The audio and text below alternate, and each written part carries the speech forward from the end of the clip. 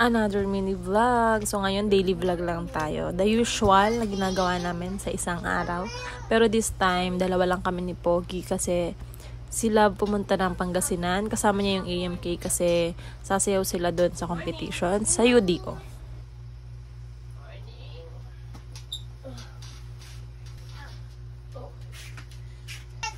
So unang-unang ginagawa ko nga sa umaga pagkagising ay sumi-CR muna ako. And then, si JK maririnig nyo dyan umiiyak. Sino makaka-relate dito ng mga mami na ganyan yung anak? Yung pag-ihi kayo talagang gustong sumama lagi kahit saan kayo pumunta. So, si JK ganyan siya.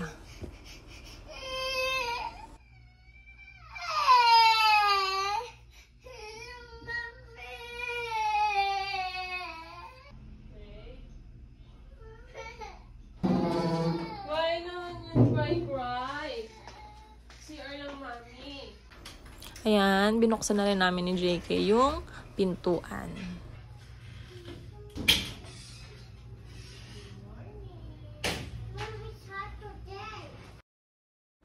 Pagkatapos nga namin buksan yung mga pintuan, nagtiklop naman ako ng higaan namin. Yan, everyday yan. Tapos pinalitan ko na rin si JK ng diaper niya kasi napuno na yun nung natulog siya.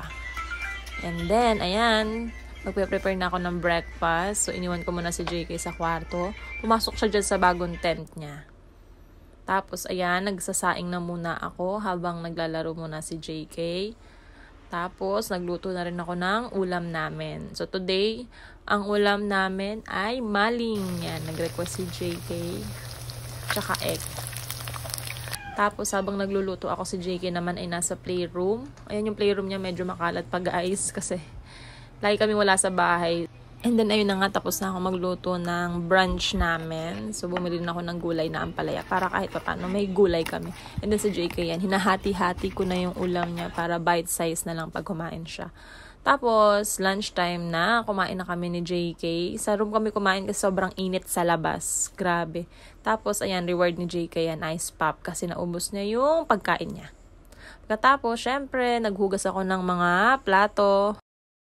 Ayan, so pagkatapos kong maghugas, next is papaliguan ko naman si JK. Yan yung bagong bili naming Stella bath soap niya tsaka lotion. Kasi may skin asthma siya. So, kailangan talagang mag-invest pagdating sa kanyang pampaligo at lotion. So, pagkatapos niya maligo, syempre, pupunasan na natin siya at bibihisan. Pero, marami pa kaming ritual bago ko siya malotionan kasi gusto niya gumagapang-gapang pa. Talagang hahabulin mo talaga siya para malagyan mo siya ng lotion. Pagkatapos ko nga siyang bihisan, ay pinainom ko naman siya ng kanyang vitamins. Tapos inayos ko naman yung mga bote na hinugasan ko kagabi. Ayan, chill na si Pogi, nakaligot, nakakain na siya. So, tumambay na ulit siya dyan sa kanyang tent. Okay.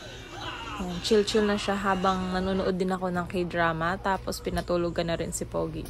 And then, boom, bagsak na siya. Tulog na si Pogi. At habang tulog naman siya, ay yun yung pagkakataan ko para makaligo naman ako.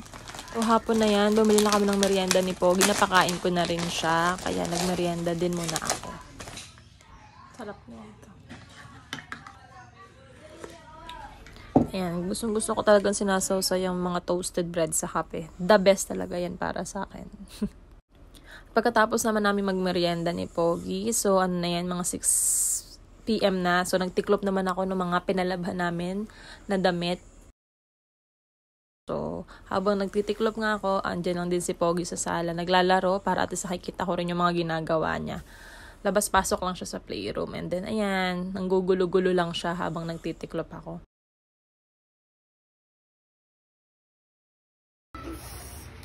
Lumba! Tapos, binali ko na nga yung mga tiniklop kong mga damit sa kwarto isa-isa. Ayan, sige. And then, pagkatapos ko magtiklop ng mga damit, ay nagluto naman ako ng dinner namin ni JK. So, sa mga oras na yan, hindi ko na nabidyohan. Pinapakain ko na si JK niya ng dinner niya. Pinauna ko na siya kasi may mga gagawin pa ako. Tapos, pagkatapos ko kumain, nag-impake na rin pala ako ng mga damit namin ni Pogi. Kasi, kinabukasan niyan, ng madaling araw, is pupunta naman kami ng Baguio with my family.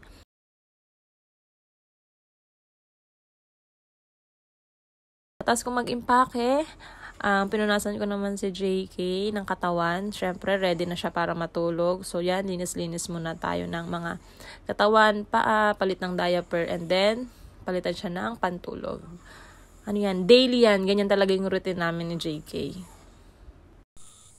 Tapos, syempre, kailangan lagyan ko ulit siya ng lotion sa gabi. Ayan, bago matulog.